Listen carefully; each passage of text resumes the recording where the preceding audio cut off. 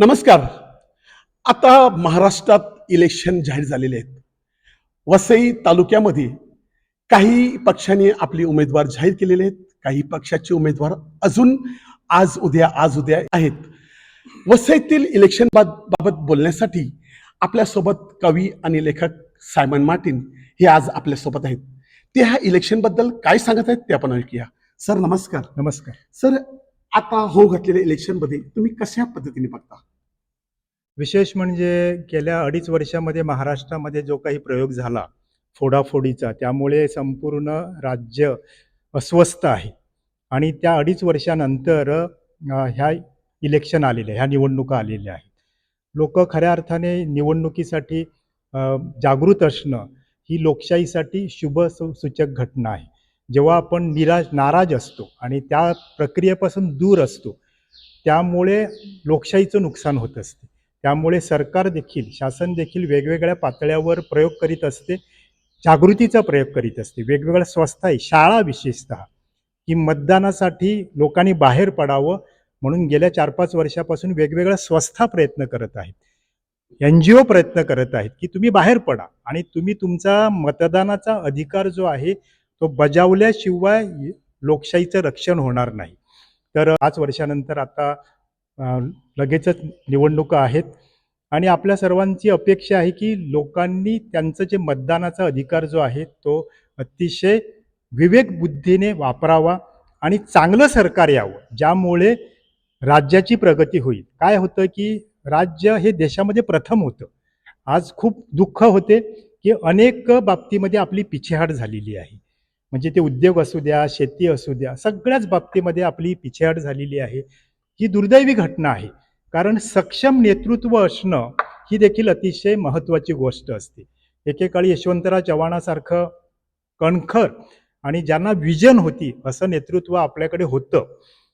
परंतु नंतरच्या काळामध्ये जो केवळ राजकारण हा विषय आल्यामुळे जी अंधाधुंदी माजली, त्यामुळे राज्य काही पावलं मागे गेलं आणि त्यामुळे सगळ्या भारतामधली आर्थिक राजधानी जी आहे ती मुंबई आहे आणि विशेषतः वसईला ती जवळ आहे. त्यामुळे ह्या ज्या इलेक्शन्स आहेत त्याच्यामध्ये आपण सर्वांनी सहभागी होणं आवश्यक आहे आणि योग्य उमेदवार निवडून देणं ही काळाची गरज आहे. वसई काल आणि वसई आज ह्याच्यामध्ये तुम्ही कसं बघता? वसईमध्ये मुंबईच्या जवळ असल्यामुळे ह्या मेगा सिटीतून लोंढे येणं आवश्यक, म्हणजे ते अनिवार्य होतं. त्याच्यामध्ये आपण ते रोखू शकत नाही. 1989 पासून आमचं जे चळवळ आणि आंदोलन होतं त्यावेळेला आम्ही तोच विचार मांडलेला होता की लोंढे ज्या वेळेला तुम्ही आणता त्यावेळेला ह्या ठिकाणी इन्फ्रास्ट्रक्चर असलं पाहिजे. केवळ कॉन्क्रीटचे सांगाडे जंगल उभं करून तुम्ही ह्या सगळ्या भूभागाचा विनाश करीत आहात. परंतु आपली जी आक्रोश आहे, आपली जी हाक आहे ती ऐकली गेली नाही आणि त्याच्या परिणामस्वरूप वसईला एक कॉन्क्रीटचं जंगल, म्हणजे त्याला व्हर्टिकल झोपडपट्टी आपण म्हणू शकतो, तशी तयार झाली. परंतु इन्फ्रास्ट्रक्चर आपल्याकडे आलं नाही. तर वसईमध्ये आज 32-35 लाखाची लोकसंख्या झालेली आहे आणि ज्या सुधारणा व्हायला पाहिजे होत्या, म्हणजे जे इन्फ्रास्ट्रक्चर, मूलभूत सोयी सुविधा त्या झाल्या नाहीत. म्हणजे मी तुम्हाला एक सांगतो की पश्चिम पट्ट्यामध्ये आजही नळाचं पाणी आलेलं नाही. ह्या ठिकाणी किडनीच्या आजाराने ग्रस्त एवढी रुग्ण आहेत की त्याची आपण कल्पना करू शकत नाही.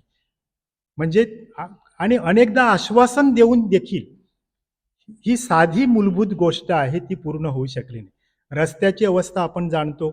विजेचा तर गेल्या 2-3 वर्षामध्ये पूर्ण बोजवारा उडालेला आहे. खरा म्हणजे ह्या सगळ्या विजेच्या तारा ह्या भूमिगत कधीच व्हायला पाहिजे होत्या. त्या लोंबकळत्या आहेत. जरासा वारा आलं, जरासा पाणी आला की वसईची वीज गायब होते. आज वृद्ध असतील, शिक्षण घेणारी मुलं असतील, तर ह्या सगळ्यांची अवस्था अतिशय बिकट आहे. म्हणजे वसईत राहणं म्हणजे एक शाप, अशी लोकांची भावना आज झालेली आहे. एक अतिशय सुंदर, जगामधला अतिशय सुंदर निसर्गरम्य असा परिसर की एक वसईची वेगळी ओळख होती. परंतु गेल्या काही वर्षामध्ये आपण त्याचा विकास करू शकलो नाही. ही अतिशय दुर्दैवाची गोष्ट आहे. म्हणून असं वाटते ना की ज्याच्याकडे विजन आहे, ज्याला काहीतरी समाजाकरता करायचं आहे, अशी माणसं आमदार म्हणून निवडून आली पाहिजे. म्हणजे कुठल्याही राजकीय पक्षावर ठपका ठेवायचं माझी इच्छा नाही. सर्वच पक्षामध्ये माझे मित्र आहेत. मला असं वाटते, की ह्या सगळ्या सोयी सुविधा पुरवण्यामध्ये आपण टोटली फेल्युअर झालेलो. आज लोक शाप देत आहेत. जे राजकारणी आहेत त्यांना शाप देत आहेत. ही वेळ का आली? भले ते मोर्चामध्ये येत नसतील, भले त्यांचा आक्रोश तुमच्याकडे पोहोचत नसेल, परंतु लोक नाराज आहेत. केवळ काही निवडणुका जिंकण्याचं तंत्र वेगळं असते आणि लोकांच्या मनावर अधिराज्य गाजवण्याचं तंत्र वेगळं असते. म्हणजे मी निवडून येवो न येवो किंवा उद्या मी निवडून जरी नाही आलो तरी लोक मला माझ्या कामामुळे माझी आठवण ठेवतील, असा जो माणूस असतो ना तोच उत्तम सुधारणा करू शकतो आणि त्याचंच नाव कायम राहते. महाराष्ट्रामध्ये अशी अनेक उदाहरणं आहेत. मागच्या 7-8 महिन्यापूर्वी मी बारामतीमध्ये होतो एका कार्यक्रमाच्या निमित्ताने. पवार या घराण्याबद्दल आपले अनेक आक्षेप आहेत, परंतु बारामती ह्या सिटीचं म्हणजे संपूर्ण सगळ्या विभागाचं त्यांचं विद्या प्रतिष्ठानसारखं विद्या संकुल असू द्या किंवा रस्त्यापासून ज्या काय सोयी सुविधा, इंडस्ट्रियल पार्क असू द्या, त्यांनी जे केलेलं आहे ना त्याच्या मागे फार मोठं विजन आहे. अर्थात त्याच्या मागे मताची गणितं असतील असं कोणीही आरोप करेल, परंतु त्या सगळ्यांच्या पलीकडे जर्मनीतलं एखादं आधुनिक शहर ज्याप्रमाणे त्या लोकांनी डेव्हलप केलेलं त्याची कार्बन कॉपी बारामतीच्या रस्त्यावर मला दिसली. मग ते रस्ते असतील, तिकडचे पार्क असतील, झाडाची लागवड असेल, हे सगळं त्यांनी जे उभं केलं गेल्या 20-25 वर्षामध्ये, दुर्दैवाने वसईमध्ये अशा कुठल्याही सोयी आल्या नाहीत. एक साधी उदाहरणं की वसईमध्ये एवढे कलावंत आहेत, एक साधी आर्ट गॅलरी गेली 15 वर्ष आम्ही कानी कपाळी ओरडून सांगतो की साधी आर्ट गॅलरी येऊ शकली नाही. एक साधं थिएटर म्हणजे पुण्यासारख्या ठिकाणी, टोकियोमध्ये मी होतो, फक्त टोकियो शहरामध्ये 250 थिएटर्स आहेत. 250 थिएटर, नाट्यगृह आहेत. केवळ टोकियो जगामध्ये श्रीमंत का, जपान श्रीमंत का, केवळ टोकियोमध्ये 250 नाट्यगृह आहेत. आणि वसईमध्ये एक आमचं भंडारी नाट्यगृह सोडलं तर वसईमध्ये औषधाला देखील नाही. मग वसईमध्ये एवढे नाट्य कलावंत आहेत, एवढे लोक कलावंत आहेत, त्यांना व्यासपीठ कुठे आहेत? आणि आम्ही महानगरपालिकेला एवढं सांगत होतो की अरे बाबा तुम्ही गावागावामध्ये नालासोपारा असू द्या, विरार असू द्या, नायगाव असू द्या, मिनी थिएटर बांधा, पण कलावंत आणि त्यांना कन्सेशन रेटमध्ये प्रयोग करू द्या. कारण काय, हे कलावंत जे असतात ना ते शहर सुसंस्कृत ठेवतात. रात्री आज मुलीला रस्त्यावर फिरण्याची भीती वाटते, कारण आमचं स्वरूप रानटी झालेलं आहे. त्या रानटी स्वरूपातून आम्ही बाहेर कधी काढू शकतो? त्या ठिकाणी कला असतील, त्या ठिकाणी लेखक असतील, त्या ठिकाणी कवी असतील, त्यांचा सन्मान होत असेल, आम्हाला कोणाचीही गरज नाही असा विचार करणारे राजकारणी ज्या वेळेला होतात ना तेव्हा सगळ्या कलांचा ऱ्हास होतो. फक्त पैशाचा ओघ येत असेल काही लोकांकडे, परंतु शहराचा विनाश होतो आणि याचं उत्तम उदाहरण वसई आहे. म्हणून आज आता कानीकोपाळी ओरडून सांगते की बाबा आता पुढच्या 2 वर्षात हॉस्पिटल होऊ द्या, ॲटलिस्ट हॉस्पिटल करा.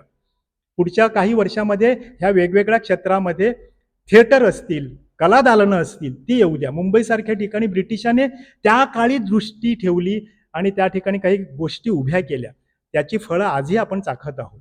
काही हॉस्पिटल्स आहेत ते त्यांनी बांधलेली आहेत. कामासारखं हॉस्पिटल असेल, केईम सारखं हॉस्पिटल असेल, जे सारखं हॉस्पिटल, एवढी अवाढव्य प्रचंड हॉस्पिटल त्या काळी त्यांनी बांधली. राज्यकर्ता जो असतो ना त्याच्या मनामध्ये सर्वसामान्य जनतेबद्दल कणव असली पाहिजे, त्यांच्या सुखदुःखाबद्दल त्यांना आदरभाव असला पाहिजे.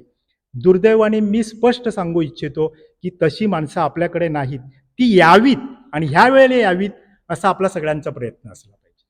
मग शेवटी तुम्हाला एक प्रश्न विचारतो की तुम्ही सर्व जनतेला वसई तालुक्यातील आमदार कसे असावेत ह्याबद्दल तुम्ही काय शेवटचा संदेश द्याल? वसई तालुक्यातला जे आमदार आहेत ना त्याचा संविधानावर त्याचा विश्वास असला पाहिजे, संविधान मानणारा असला पाहिजे. मी संविधान मानत नाही असं जो सांगतो ना तो लोकांनाही मानत नाही. संविधान ही बाबासाहेबांनी आपल्या दिलेली अतिशय अमूल्य देणगी आहे. संविधानामध्ये सर्व जनतेबद्दल आदर आहे, सर्वसामान्याबद्दल आहे, जात पात पंथ.